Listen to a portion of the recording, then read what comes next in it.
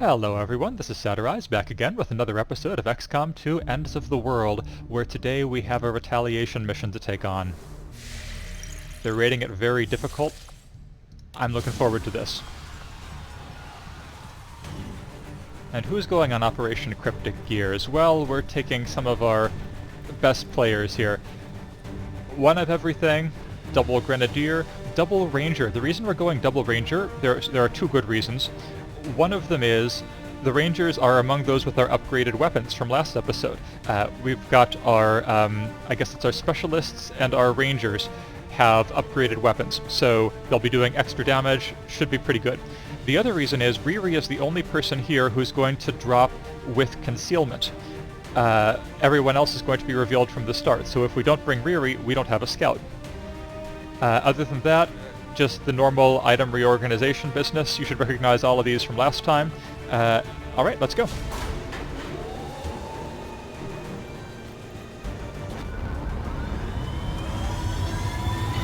Retaliations always scare me. Sky Ranger deployed.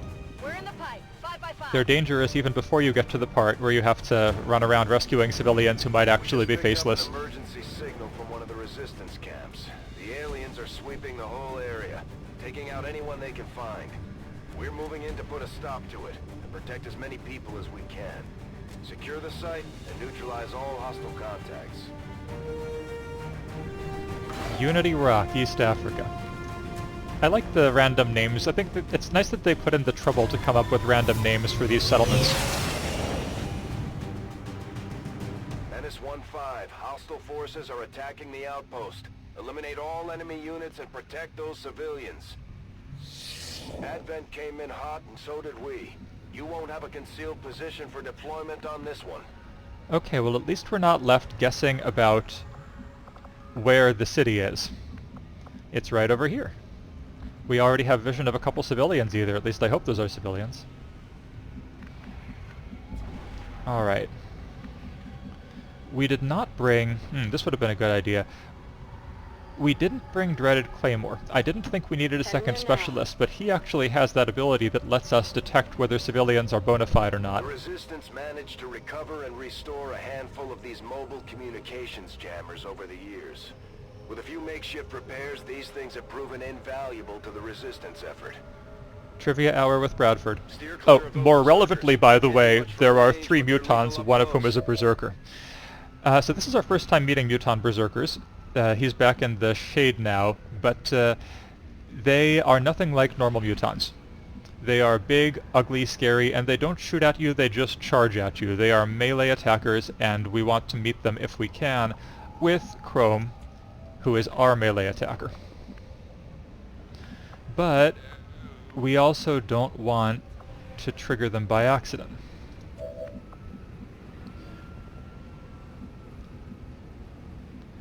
Alright, let's put Riri behind full cover here, just in case we get spotted. Hope this guy isn't faceless. Alright, not faceless. Oh, that's not a guy at all. Alright, no worries. Hey, we're already a 6th done. How about that? Now we've got better vision. Now that we can see all of them, we can actually make an educated decision about whether we can move Chrome up here. Answer, it looks like no, because we've got that little targeting reticle next to the nearest one's life bar. So if we move here, they'll be able to see us and they'll activate. So we don't move there unless we're ready for that. We're not. So instead, let's set up... I want to be as careful as I can here. Yeah. We want to get someone there. Can we get maybe Outrepost there? That'll work. I'm a little worried that his line of sight might be obstructed. Yeah, the fact that I can see that guy from here but not from here suggests to me that it's not distance but angle that means that Outrepost can't see over there. And that's no good. We can't have that. Outrepost has squad sight anyway, so we should be alright. Whatever you say. Hanging back, just getting him to cover there. We want Chrome to get as close as we can get him without being detected.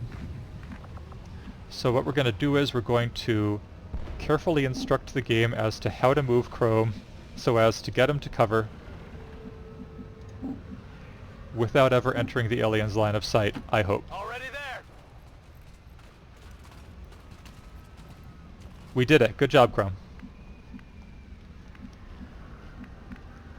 Now, if they come scrambling toward us next turn, which they probably will because the Berserker is like that, Chrome might be able to go out and meet them. Okay. Let's get Kita if we can. Yeah, that should be alright.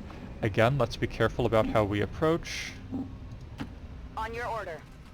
We won't be able to overwatch because we're taking an extra little bit to... Oh, we will actually, never mind, I'm silly. Overwatch. Alright, and with the others, let's just play it very safe because an accidental activation at this point in the turn could really cost us. Come get some. The perky British accent seems somehow out of place. But, you know, we should have fun on these missions, right? Position confirmed. All we're doing is saving the Earth from hostile alien invasion. Affirmative. Covering now. Okay, what are they gonna do? They're coming right towards us. That actually might be close enough for them to see us. It's close enough for them to see us. And if they couldn't see us before, they certainly can now. She's in the open. She might be considered flanked, in which case they might stand and shoot. In which case I've opened with a very bad decision. Just as soon as they finish standing still. Alright, first casualty. Masambe Gasabonwe. At least it's an African name this time. Last time we had a Japanese person hiding in West Africa. Heavy civilian casualties, Commander. We have to stop this. One is not heavy. You're not talking heavy until you get to like 6. Okay, happily for us, they're just moving to cover. That civilian, very wisely, is moving behind the tree. We've got Advent here. Uh-oh. Well, so okay, let's look on the bright side. Bright side is, the more of them we activate now, the more of them are shooting at us instead of civilians. Nice shot, Astrinda. And nice shot earlier from Kita. We've had 2 successful Overwatch shots already this mission. That probably is our entire allotment, so let's enjoy them. Okay, what have we got? We have, looks like just a normal advanced soldier. This would be a captain. We did bring the Skulljack. If Astrinda can get close enough, she could try to hack that guy, but that's not going to be a high priority for us. On the other side, we've still got 2 Mutons and the Berserker, who is enraged. I haven't fought a lot of Berserkers in XCOM 2. In the first game, their gimmick was that they would charge you whenever you hit them. But I don't know if that's true of this guy. Atropos has a fantastic shot on him. Let's see if we can make use of the grappling hook. Now, the only place we can grapple to is there. Naturally, you can ordinarily only grapple to somewhere that's higher than you. Okay. How do we deal with this? Riri still has concealment. It would be nice not to have to break it, but realistically we're probably going to need to shoot with her at some point. Kita's got that beautiful acid grenade. We can get it on both those Mutons. Possibly kills them both. And if it doesn't, it certainly puts them on a very harsh timer. She cannot, can she? No, she cannot hit both that Muton and the Berserker. Nor can she hit both the Captain and the Advanced Trooper. So probably the acid grenade is the right call, as long as we aren't about to charge in there. So where is Chrome? Chrome is too far away to get a sword attack in on the Berserker, not too far away to get a sword attack in on the Trooper, which might be the most reliable way to deal those 2 points of damage. We do not have our combat protocol with us. That's not bad. He would end up flanked by the officer here, but worse could happen. I'm definitely feeling the grenade. Now Kita, I believe, can throw a grenade and then do something else, right? Yes, indeed. Good. So let's open with the grenade. Let's kind of keep it back here so that it's less likely to interfere with us later. Hopefully it doesn't hit that civilian. I wasn't even paying attention to that. Alright, as long as the civilian moves with some common sense, they'll be fine. Alright, 4 hit points on each of them. The acid, I think, should deal 3 to 5 points of damage to them on their turn, so they might be dead or they might not be dead. They are Schrodinger's mutons. Schrodinger's mutons? I didn't take German. Should be Schrodinger.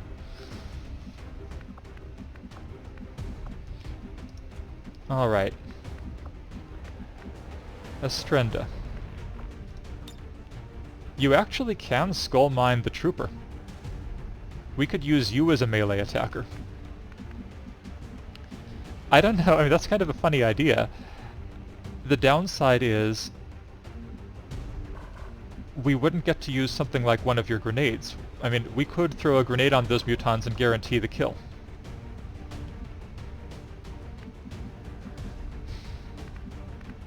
Alright. If I want to kill the Berserker, then I've got to get quite a lot closer to it, it looks like. And I have to use Riri. It might be better to just keep our distance and rely on the Berserker not to be able to get to us. And if it can get to us, the person it needs to be able to get to is Chrome. Chrome can stand here. With luck, this will make him the closest to the Berserker, which ought to make it go for him. And from here, Chrome can see everything. Doesn't have a good chance of hitting the Captain, but could hit the Berserker. Atropos can also hit the Berserker, and Atropos' shots are quite limited. We aren't going to waste it on that guy. So let's use a Deadeye and see if we can knock off half of that Berserker's life.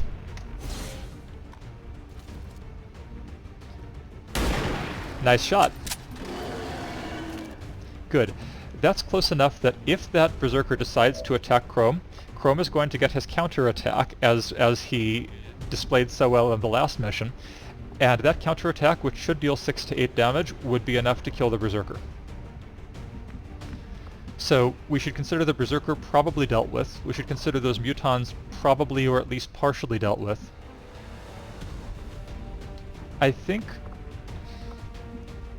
I don't know. Charging in for the Skull Mine is pretty dumb, because if any of those are not controlled, or if there's another pod back here somewhere, Estrenda could end up taking a whole lot of flanked shots. So I think instead we should stick with the plan of staying up top here, where the Berserker is going to have trouble getting to us. Not a problem. And from here, good shot on him, or we could suppress the officer. Alright.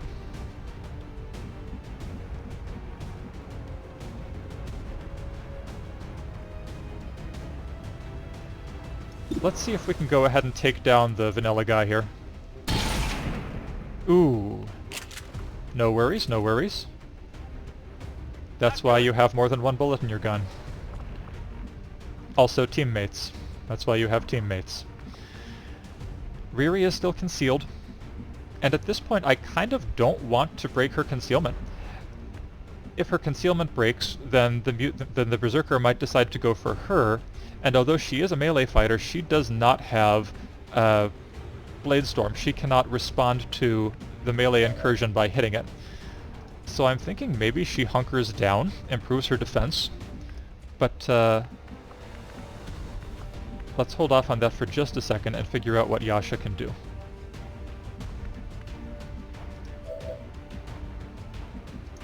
Good, okay. Let's put Yasha behind full cover here, and let's have her take the next shot at our friend the vanilla guy here. We would like to get rid of at least one of them for realsies. Good, alright, good. I discovered after last mission Yasha did not actually get any kills, which is too bad. I usually turn out to do a better job than I expect at making sure everyone gets a kill. So, this time we're not making that mistake, at least not vis-a-vis Yasha. Okay. Estrinda could overwatch. That'd be a reasonable thing to do here. None of those shots are that great. But I think suppressing the captain's probably the better call. And Kita still has a move because of her talent. I definitely don't want to leave her where she is though, so her move is definitely going to actually be a move. The mutons have grenades. If they survive, it's not impossible that if I move Kita here, they'll throw a grenade up onto the both of us. So I'm gonna be conservative and retreat Kita a little bit back there. Riri, I'm actually not going to hunk her, I'm going to overwatch her. She will not take this overwatch shot unless she's revealed. And lastly, let's suppress the officer. And let's see how we did. Enemy locked down. Alright, 1 muton dead. 2 mutons dead. 2 kills for Kita.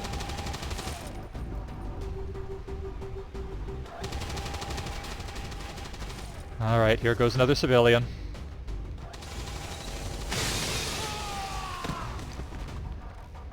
Back to the Asian names, that's alright. Alright, what's the Berserker gonna do? Okay, I'm not totally sure what just happened. Did it just attack the officer? Alright, so the officer just missed Yasha because the officer has been suppressed here. Okay, so I'm confused. What just happened? Boy, it sure looks like the Muton Berserker attacked the officer. So I guess when they get angry, they lose the ability to discern friend and foe. That suits me just fine. So it attacked the officer, which took a lot of damage and became disoriented. So that shot it took on Yasha, minus 30 for being disoriented, and another minus, what is it, 30, 20? I don't remember. 50, minus 50. So it was at a minus 80% chance to hit Yasha with that shot. It probably could have done better with its turn than take a shot. Okay. So, obviously we're doing well here. Can Estrinda use that skull mine? She's just not quite close enough to the officer. But I would love to get that done. And I'm willing to take a small risk in order to do it. Atropos, can you see anything? You can see the Berserker, which is exactly what I hoped you could see. Alright, you take our first shot. There it is, good. Chalk up another distinction. First kill of a Muton Berserker. And you still get to move, which we actually do want to do because this position is not promising for you anymore. Alright. So now the only enemy we can see is the officer. It's disoriented, but it probably will not be disoriented at the beginning of its next turn. I don't know that, but I suspect it. So what we're going to do is we're going to move Estrinda to half cover. Do we reload her or do we hunk her? This is a dangerous position for her. I think we reload. We don't know what's coming, and we still have plenty of hit points as well as 4 heals from Yasha, each of which is made with a newly upgraded gremlin and a newly upgraded piece of medical technology. So, I feel okay about that. Let's move Kita.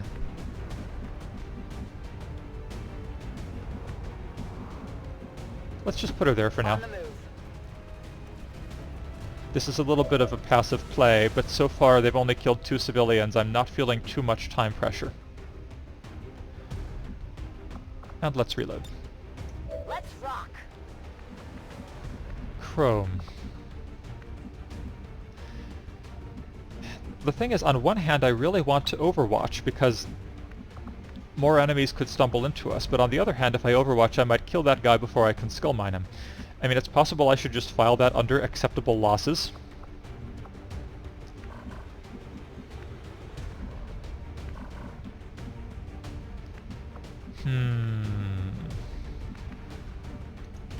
Tired of waiting around. I'll tell you what we should do.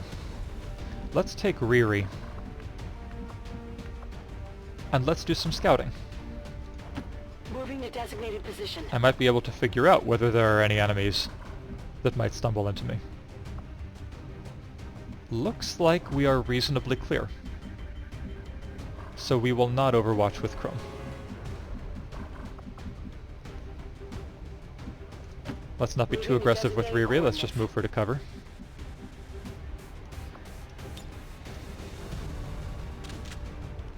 It's killing time. Okay. We do have several soldiers who have line of sight on that guy. I'm not worried about being able to kill him if the Skulljack goes wrong. With Yasha, let's reload and hunker. Position. She is still marked, I forgot about that. Makes it easier for it to hit her. Alright, so thanks to Conrad Lange, we now know that they're not far from where we can see. They're just past the edge of Riri's line of sight. We need to get these people out of here. Yeah, at this point we do need to kind of put a rush on that. Alright, another shot on Yasha. Excellent, nice dodge. Close. Okay, can Estrinda get over there? Yes. 70% chance. Worth it. Let's give it a shot. And... Target is still up. oh... miss. Unfortunately, we only get this cool holographic Tron view of what happened, but ah well. That's okay. That's our only skull mine too, for this mission. So now we need to be careful because Estrinda does not have cover from the direction we expect the enemy to come from.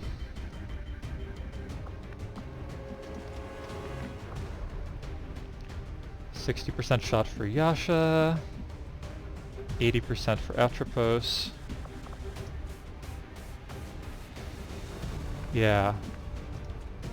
I want to play this safe. Atropos, let's just take that guy down. Ooh. They can dodge. I guess I did know that, actually. Alright, that's okay. 1 point of damage is easy. Watch me completely fail to deal 1 point of damage. On your order. We do need to try and move most of our people up a little bit, or we're not going to get to the civilians in time. I think we need to have Chrome finish this. Can we reasonably flank him? We can if we use run and gun. But we might very well reveal something. I'm actually willing to put up with that. I'm coming for you. That's a tolerable risk here. I'm all over it. Advent forces on the ground. Alright, ooh, we have a codex. I take back everything I said about this being a tolerable risk.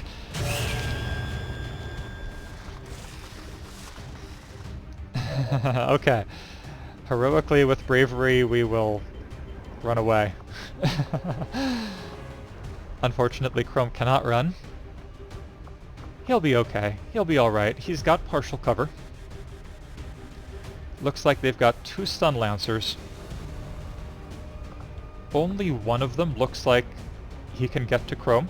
And Chrome, of course, has his beautiful, beautiful Blade Storm that actually has a chance of taking that guy down. The Codex is worrisome, but as long as we don't group our guys up too much, I think there's a limit to how much damage it can do.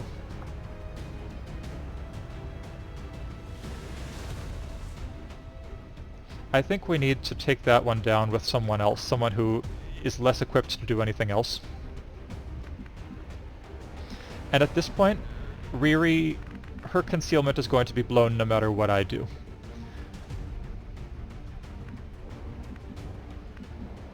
Where could she move? Could she move and see them? She could see the codex. By the way, I figured out what was going on last mission, so I was weirded out because the codex wasn't doing the special thing it does when it gets hit. That's because I had flashbanged it specifically to prevent it from doing that, so that shows you exactly how good I am at XCOM. Riri can get a good shot off on them. So what I want is for Yasha to kill that guy. 60% is not great, but if I move down it's going to be even worse. I could try throwing a grenade, but I'm not totally sure that she can throw a grenade from the edge of the white zone here to where that soldier is. So we're actually going to take the shot. I don't like doing this. Oh, I forgot. She's got a stock, therefore she was guaranteed to do a point of damage, and my decision was brilliant. Yes, okay, good. You see, this is how we play XCOM. We know we are idiots. Or let me rephrase that. I know that I am an idiot. So I set myself up to succeed even if that idiocy manifests in the middle of a mission. So for example, I almost forgot that Astrinda is standing next to this fiery truck. That would be a problem, except that we have armor. Okay, I would love to use Astrinda to launch a grenade, but we are not actually going to leave her standing next to the fiery truck. Let's figure out what all we can do with everyone else. Again, we don't want a bunch of people up, but we do need to start getting shots off. Confirmed. This will reveal her. Apparently the move won't reveal her, but her shots certainly will. Hesitant to shoot at the codex right now. I would love to get a flashbang on it. Ooh. Not such a great time to miss an 85% shot. But she did take out the cover, bright side. And because it took out the cover, Chrome also has an 85% chance. 6 to 8 damage with our new gun. Beautiful, beautiful. 10 damage. Because crits are fantastic. So we took out the only one that could conceivably have gotten to him and attacked him. Probably. Codexes don't do melee attacks. They do ranged attacks and various other scary stuff, but they don't do melee attacks. Astrinda is carrying our flashbang this time. So I'm just going to hang her back a little, make sure that she isn't going to be meleeed to death by the stun lancer, because we need her to blind the codex and to stop it from responding. Next turn. We move Kita up to where she can be useful. And we hope that there isn't another pod that's going to blunder into us, because we don't have any Overwatch going. Okay, so this is one thing it can do. It can teleport wherever the hell it wants. Alright, this is another thing it can do. It can drain our weapons. I mentioned this last time. Stun Lancer is choosing to use his turn to get rid of Helen Wood, a civilian, which is very sad. But more hit points for us, I guess. So our disabled weapons just mean that we now have no bullets in our guns. If we want to shoot it, first we have to reload. There goes the truck. And that might not sound like a big deal, because you can reload and shoot on the same turn, except that if you end your turn still in the purple realm, you are going to take severe damage. So we need to move out of the purple realm, and we need to either reload our weapons or do something useful that isn't reloading our weapons. I can think of a few things. For example, Astrinda here wasn't going to use her weapon anyway. In fact, I think she was already empty. Instead, she's going to move up a little, and she's going to flashbang the codex. Yes, one hates to use one's only flashbang on one enemy in a non-surprise situation. But at this point I should just still spill the beans, I think. What happens when you shoot a codex who is not disoriented is that it clones.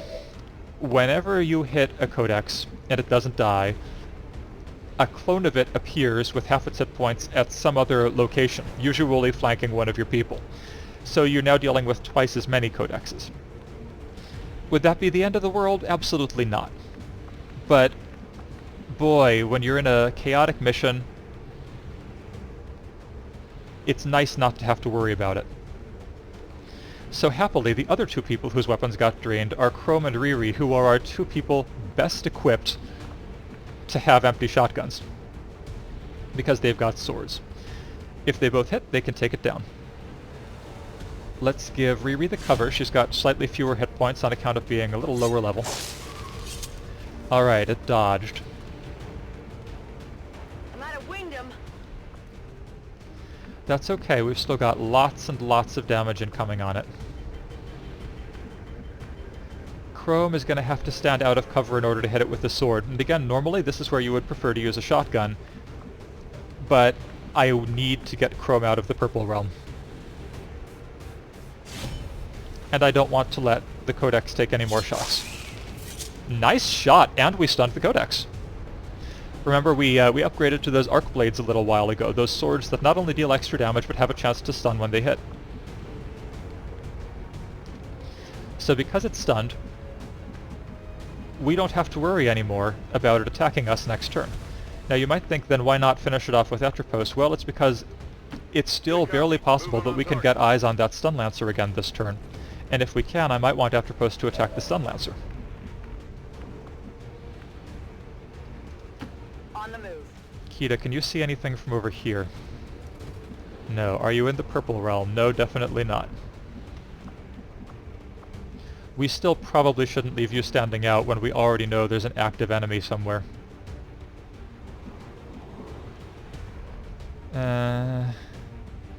Mixed feelings.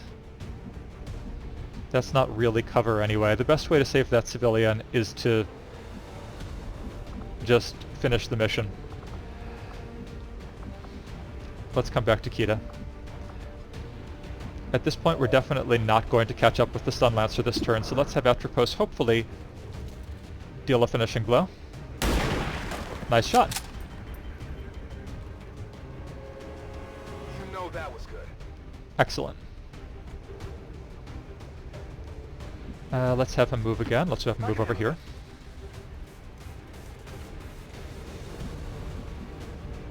That's the purple realm, so we're going to stay out of there.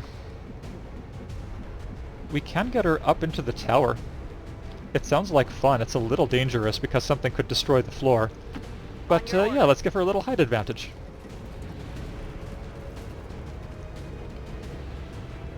The Resistance has done everything it can to convince people to join the cause. But it's an uphill battle when you've got Advent whispering propaganda in your ear 24 hours a day. Also, war is hell. Alright, and Yasha... You're probably about done this mission, to be honest, assuming that there isn't another pod, and that no one gets badly wounded from here. Are we still unwounded? I think we are. We have her Overwatch talent, right? Excellent, that's why you don't stand in the purple realm. Ah, there is another pod. I don't know, actually, is that another pod? That was definitely a Stun Lancer attacking, but I don't know if it's our Stun Lancer. Okay. Things are real now. If they kill 3 more civilians, we lose the mission.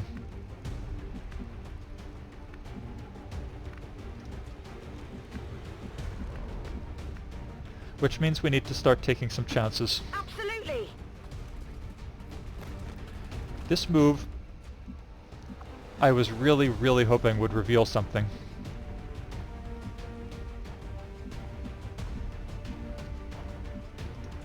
We're gonna have to sacrifice Kita's height advantage, because if we don't get eyes on something, then we have nothing. There's nothing we can do.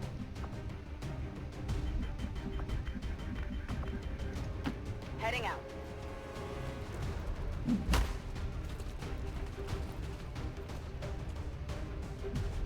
Is the car blocking line of sight there? I can't even tell whether that car is a genuine, not on fire car that could blow up, or whether it's safe cover or what. Yasha, you know how you can still help the cause? Go rescue that civilian and stand behind that cactus. Move out. Not a faceless.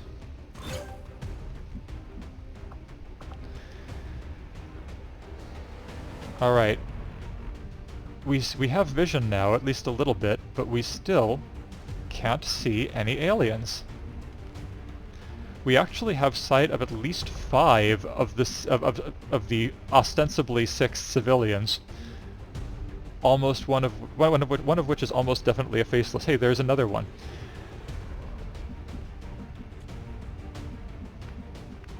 We don't want Atropos to move. Although, wait a sec. Out of bullets. Ooh, not a great time. But we'll certainly reload him. Ready to rock. Well, in that case, we almost might as well move him. No, because he's not going to get any farther than Yasha is already. And by moving him, he sacrifices the height advantage for next turn. Maybe they're back here. Let's move already.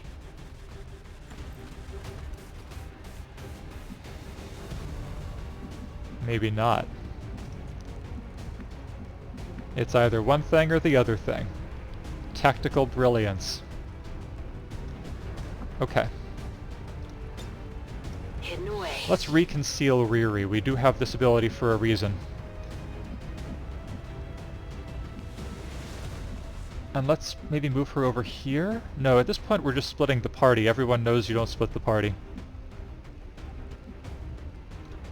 Solid copy.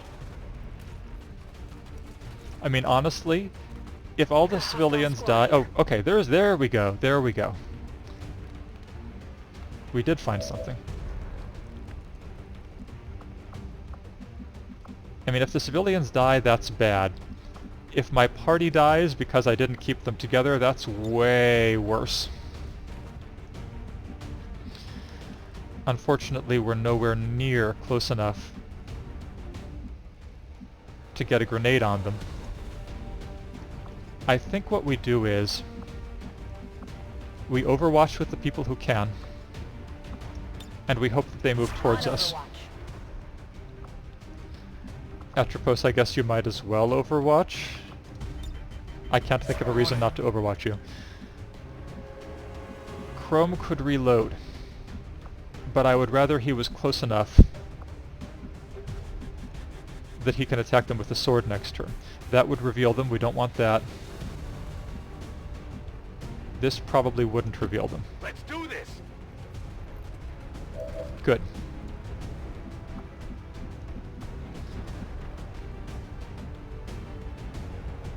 This guy is our friend from before, right?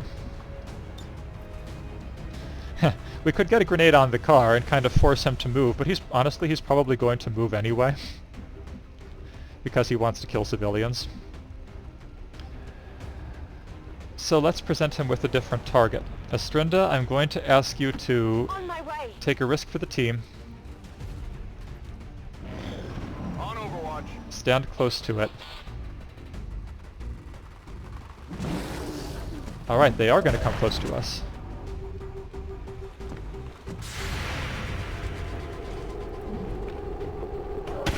Civilian, don't run right in front of our guns, please. Okay, that's alright, no worries. Adjusting aim. Boy, there are a lot of stun lancers here. Oh. And that guy's just running all over the place, taking out civilians. It's turning into a massacre out there, Commander. That camp is getting wiped out. You used the passive voice in your voiceover, Bradford. That's not good English. How am I supposed to know what's wiping out the camp if you don't tell me?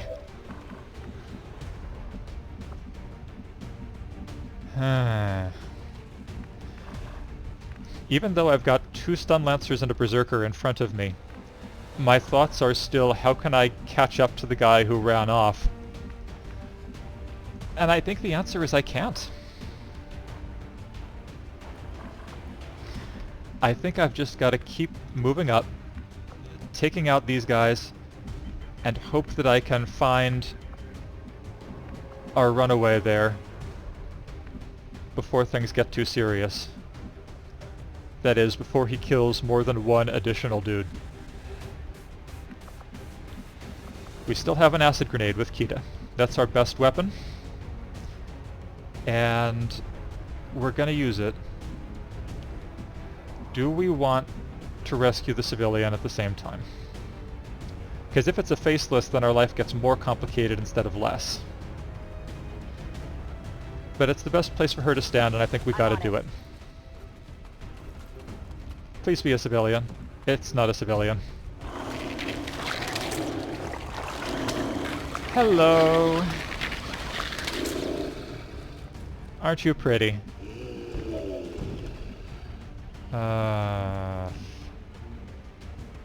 See, I can out-emo him.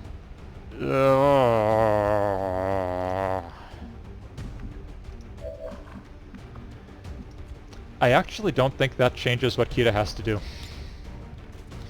I mean, we're going to do our best to take down the Faceless, obviously, but he's not going to kill her in one hit.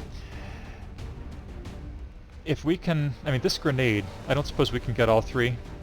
No, we gotta pick two. Frankly, this is not even a choice. We've got to take down the Stun Lancers. Get ready for a surprise. Because they can take us down in one hit.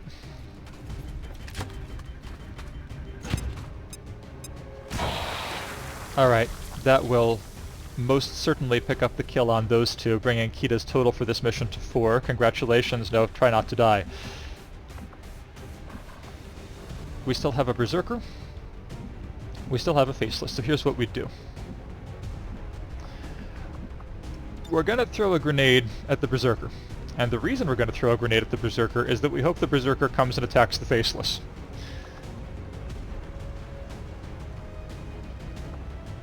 But we might want to move Astrinda a little first, see if we can get a slightly better grenade. I think we discovered the Faceless has area of effect attacks, so let's spread out a little bit.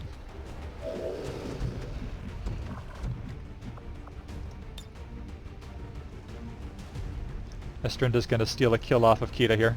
Throwing grenade.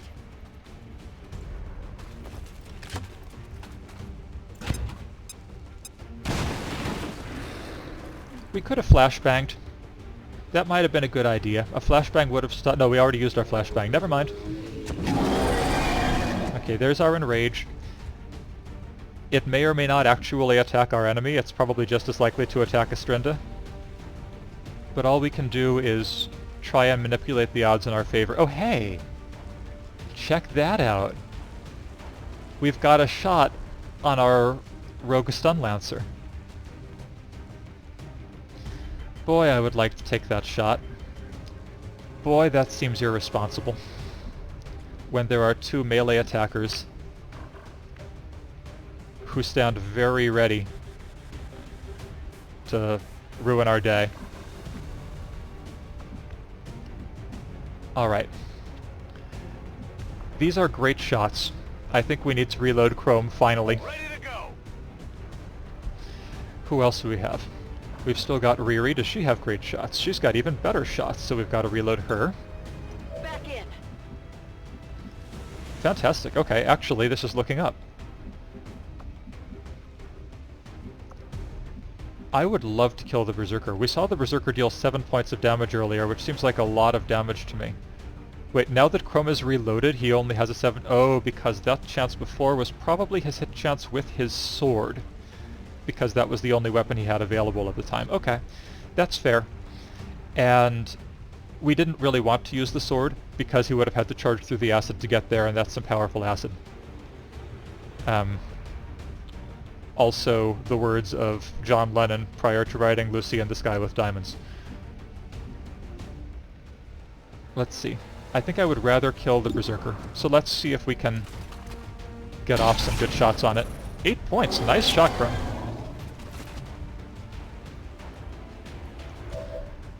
Six hit points left.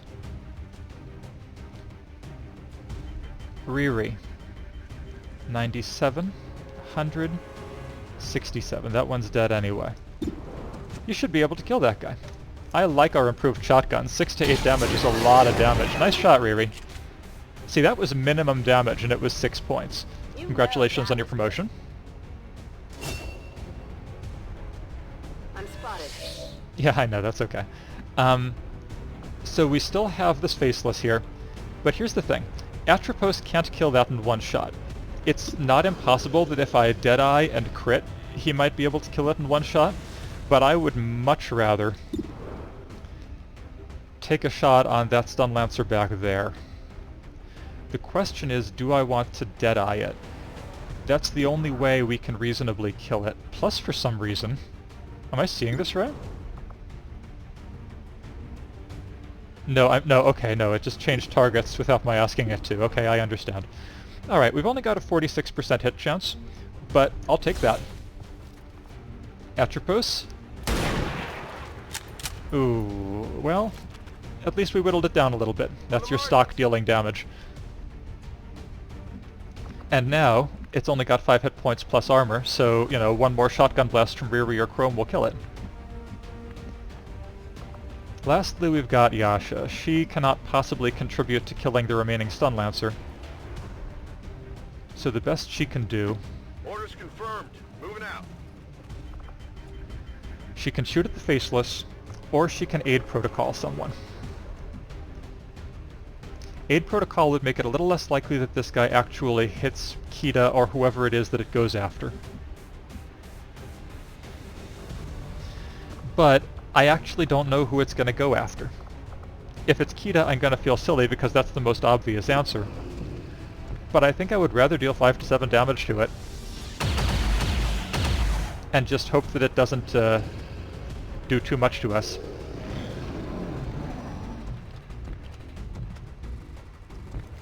We might still win this mission. Uh-oh. Of course I had to go and say we might still win this mission. That is today's things you never say while playing XCOM. Dead Stun Lancer. So we traded a Stun Lancer for a Faceless. I really hope that Faceless attacks us instead of a civilian, because if it kills a civilian, then we have now lost the mission. We have lost all the civilians we can lose.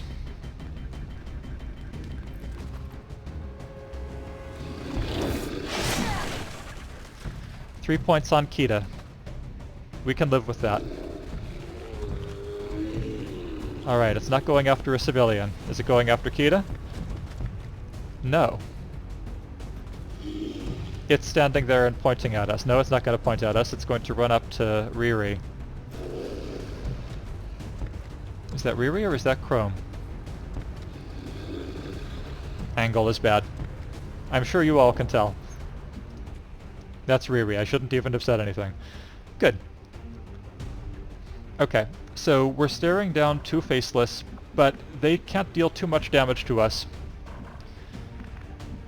We need to rescue all 4 remaining civilians.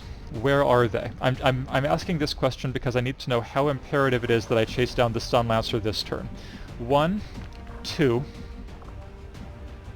Is that all we see? 3. That one's safe.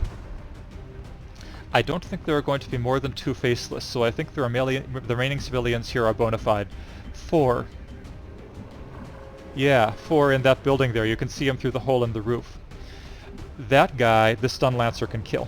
So the answer is, it's really imperative that we kill the Stun Lancer right the fuck now. How? Kita's got a grenade. That grenade deals extra damage because she's Kita and she's awesome. She can probably On your order. hit with that grenade from here. That might be enough to kill it. 5 to 6 damage. Best case scenario, this kills it. Worst case scenario, we gotta find a way to put more damage on it. The grenade went ahead and preemptively destroyed all the cover there, that's fine. Okay. It's not dead. Oh! Wait, what? Do you guys know what happened there? Oh. Acid? There's acid over there. Why is there acid over there? I'm so confused. When I rewatch the footage, I'm sure that's going to make total sense, but right now, I guess I'll just be grateful. Because I think we can take down both of these faceless this turn, and then we win the mission. Atropos can hit either of them at will, and his headshot unfortunately is still on cooldown, but 4 to 6 damage guaranteed is not nothing. Chrome can use his sword. Does Chrome have any kills this mission? He must, because he's got a promotion incoming. Riri also has a promotion incoming. Yasha got a kill. I'm not sure Estrinda's actually gotten a kill yet. No, she did. She stole one from Kita. That means everyone has a kill. So, submission accomplished. In that case, I'll just do what seems most obvious to me, which is, since Chrome has our greatest damage output, we're going to begin by using him to put a bunch of damage on this faceless. We don't want to waste damage points, in case people start missing things they shouldn't miss. Nice going, Chrome. And it's stunned. Just a bonus perk. Riri, you're still the lowest ranking of our regulars here. Let's, can you take this kill? You can.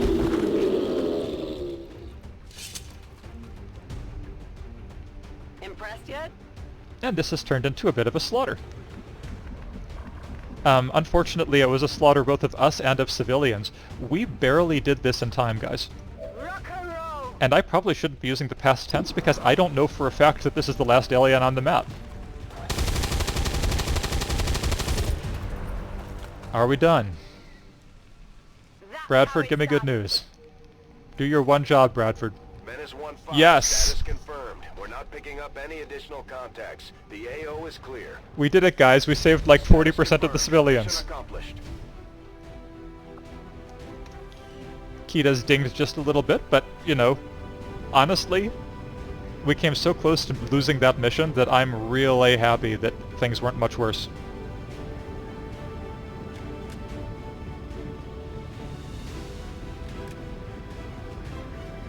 This is why retaliation missions are stressful. Atropos is looking into the camera like, hey, baby.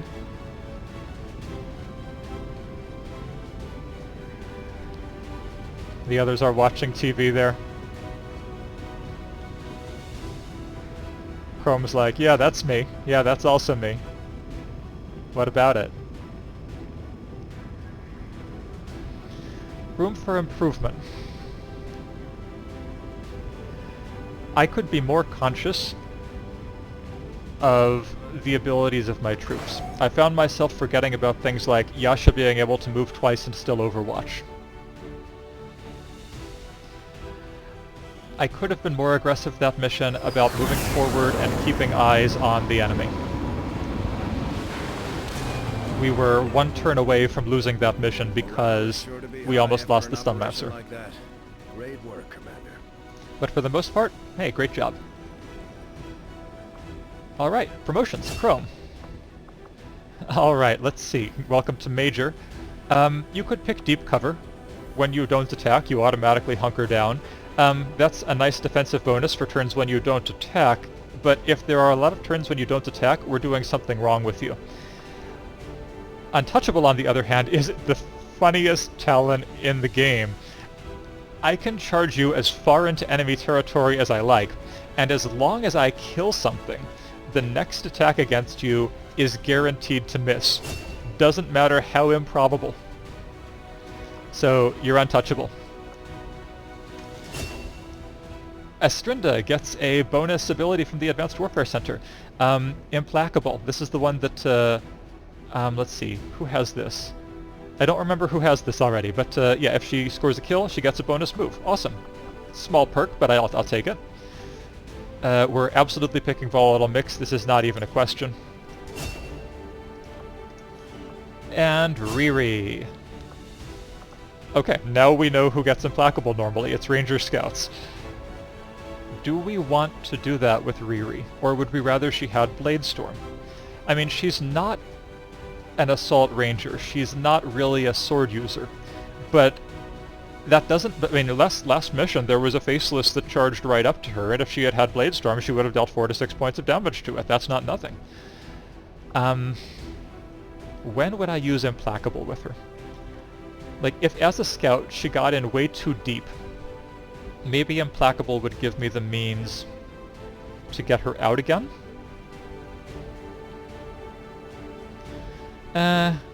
This is a close one. For her, neither of these strike me as fantastic. I think we're going to pick Implacable. Partly because I'm not sure which I should do, and I should just stick with the Scout archetype. And partly because I do have an interesting synergy idea for a later talent down the line. Great, congratulations everyone. I didn't see any treasure of that mission. Maybe we blew it up again. I'm starting to get worried about not having enough Illyrium cores. You and your crew have dealt another serious blow to the aliens' efforts today, Commander. Impressive work. Once again, these people are now solidified in their allegiance to me, and therefore they must pay me more tribute. Because I saved most of... No, I saved some of them. I saved some of them. Alright. Hey, only 4 days till Scilab. Let's go to the Hologlobe. We could use some supplies. So there's that, and the other thing is we could make contact with New Indonesia. I'm not in that much of a hurry to make contact with New Indonesia. Let's go grab these supplies.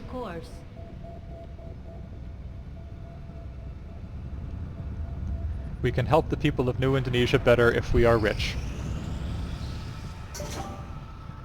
Battlefield medicine, great, so there's our advanced med kits. What else do we have to develop anyway? We've got 1 core. Frankly, none of these things are worth using a core on. A Skulljack doesn't actually require us to use a core, but 50 supplies is actually too much to pay for a second Skulljack. We really don't need more than 1 of them. So, we're actually going to leave the Proving Ground fallow for now. Take Akio off. And he can go join the others in clearing this machinery as quickly as possible. Feels like that's been going on for like a dozen episodes. What are these icons? Resistance comms capacity, that's true. Unused Delirium cores, yes, but only 1 of them.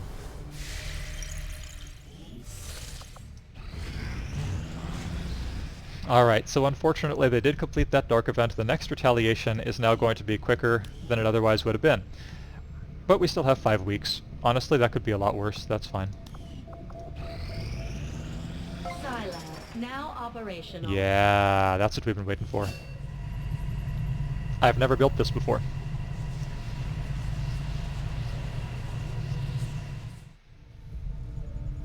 We can now train a rookie as a PSYOP. And I'm really looking forward to seeing how this goes. I've never done this before. Unfortunately, I cannot turn an existing soldier who has been promoted already into a specialist, or, you know, any other class. I can't train them as a psychic. So you all, the 8 of you who we've been spending most of our time with, are out of luck, I'm afraid. The only person we can train is April Cook. Who is April Cook for real? Well, if no one volunteers, maybe she's me, or maybe she's Bunby's lost brother or sister. Let's see. Yeah, there's an unstaffed engineer, then I want to put them there. Good. Good, okay, Utna, you train that guy to be a psychic. Is that the funniest option we have here? Everyone else is busy cleaning out that mech, that machinery stuff, so yeah, Utna is our best choice. Utna knows tons about how to train people to be psychics. It's that Rose Seal mojo. The outcome of this research can only further our advances, Commander. More sexy weapons. This will let us build sniper rifles and miniguns with our new technology.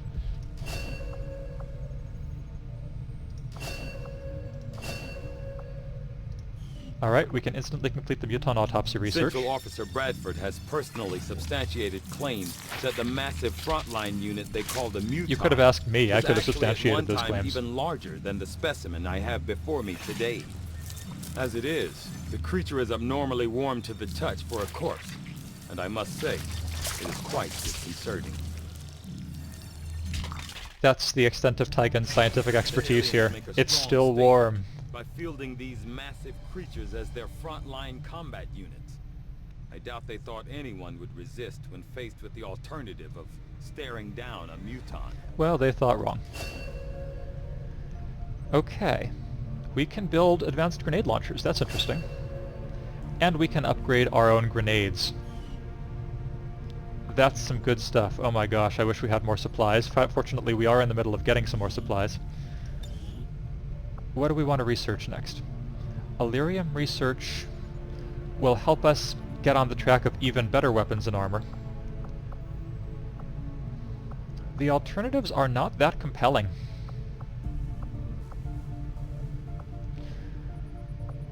I'm thinking maybe we spend a few days on grabbing intel?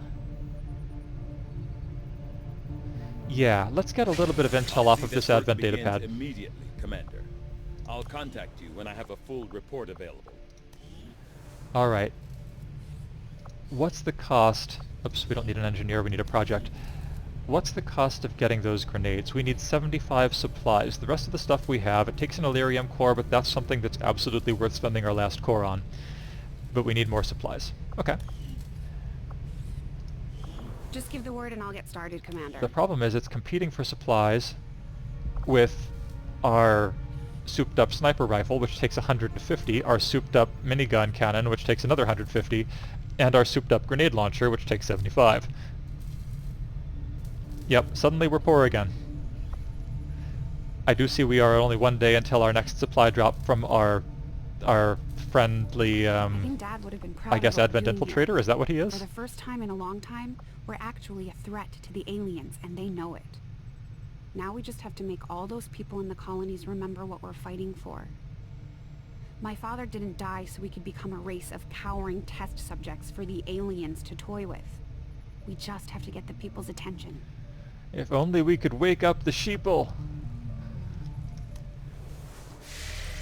Oh, it occurs to me, maybe we could have used the mimic beacon that Chrome was carrying to distract that Sunlancer from killing the last civilian. Through, Commander. Putting it on screen now.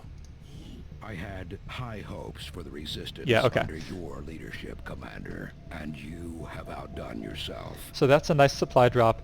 Some among you will have spotted the interesting thing on this screen, which is that Dr. Usagi Tsukino is available for us to pick up at HQ if we want.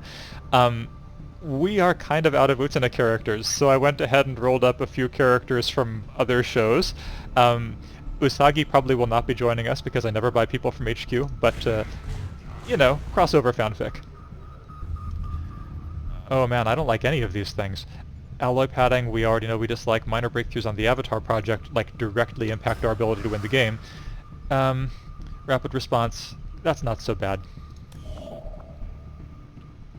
We will do that in just a second. Let's finish getting these. Strategic resource located. 68 supplies, good. Do I want to go ahead? What do I want to upgrade with that?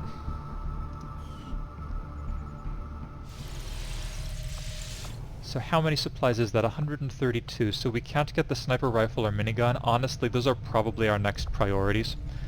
That or the improved grenade. We'll have enough to do all of that. Let's go ahead and get the grenade started. And by all of that, I mean some of that, but the grenade is definitely a high priority. Interesting choice. I'll send word as soon as we're finished, Commander. 10 days is a long time. I would love to get an engineer helping out. This is basically done anyway, but let's, who do I want to help to make a Molotov cocktail, basically? Oh man, these are all funny in different ways. I think Anthe is the funniest choice here. It's like making shaved ice, only with explosives. I mean, if she can... yeah, that's the thing. Yeah, that's it. That's the joke. If she can make curry that blows up half of a school, then she can surely make a grenade that blows up aliens, right? I found the joke, guys. It works. Avenger plotting new course.